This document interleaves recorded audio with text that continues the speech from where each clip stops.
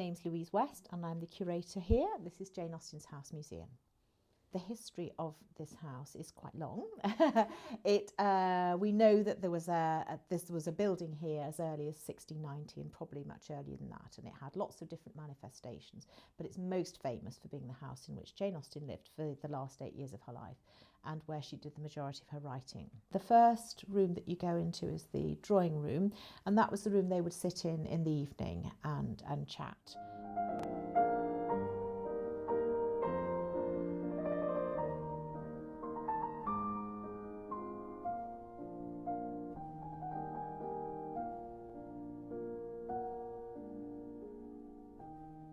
Now the next room is called the vestibule, and that we think was where the original front door was. That's now where we've got the manuscript case and that sort of thing.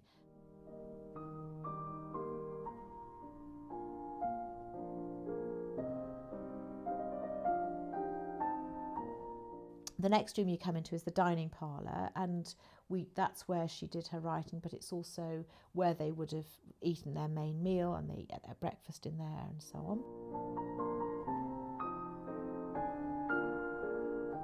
The next room we now call the reading room. In the Austens' time, they just call that the offices. And then up the stairs, there's Jane Austen's bedroom, and she shared that room with her sister Cassandra.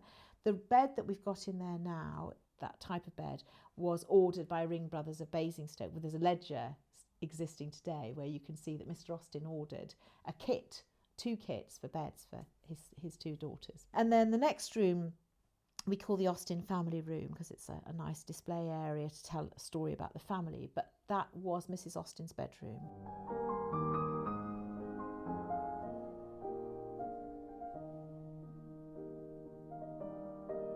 Oh, and then there's the kitchen, of course, the kitchen.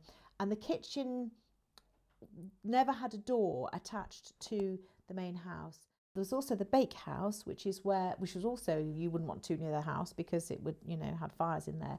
And there you'd have cooked pies and bread and so on. The garden is very different now from how it was then. It was much more functional then. They had a shrubbery, they had a veg patch. Mrs. Austen was keen on that. But they had a donkey here, so we often find donkey's shoes in the garden.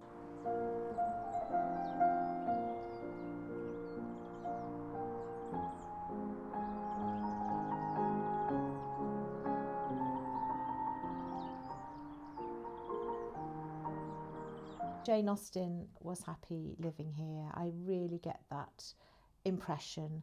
As she was clearly a writer who needed to be settled and reasonably happy in order to write. I think that's evidenced by the fact that she did a lot of writing when she was young.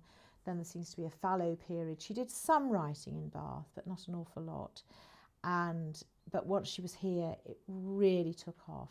I think she drew on a lot of things that she'd seen when she got here.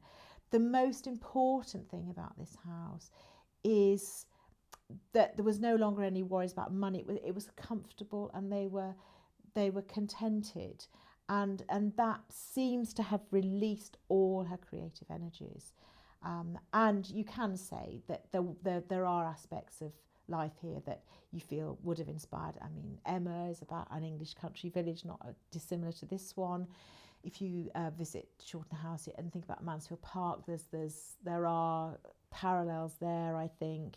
I think living here gave her pause to reflect on what she saw around her and what she had seen around her. But it was just the stability of life here that just allowed everything to just open up and flow, really.